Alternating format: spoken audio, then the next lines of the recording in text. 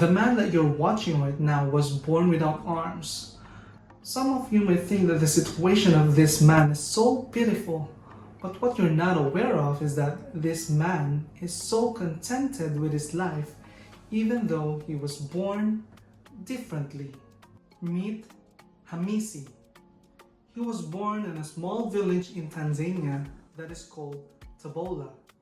According to him, even though he was born without arms, he didn't need them in his everyday life because he does everything people with arms do, and he does them even much better.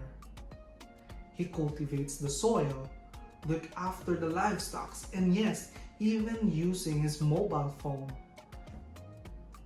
What is even more surprising about this man is that he climbed Mount Kilimanjaro far ahead from a normal person.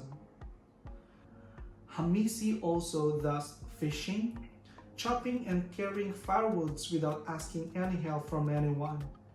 It is sufficient for me to say that he lives independently despite his situation.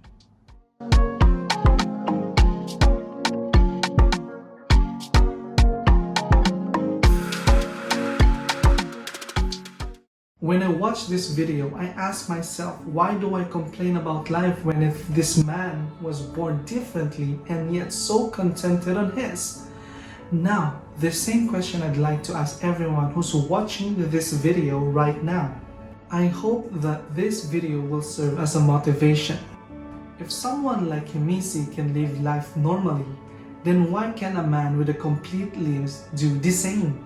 Hamisi is not the only person who was born differently and yet became an inspiration to many. Stephen Hawking was one of the greatest minds on the planet.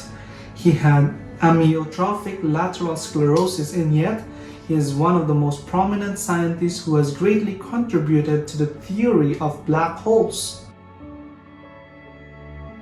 Muniba Mazari lost her ability to walk when she met a car accident when she was 21. She is a living example of what you do with your brains and that your disability is not inability.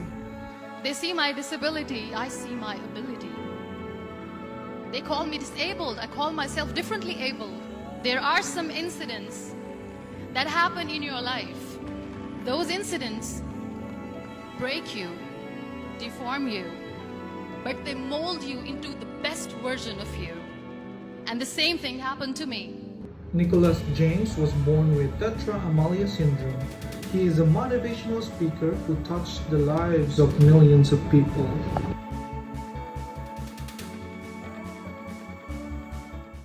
I guess the message that I want to convey to you is this.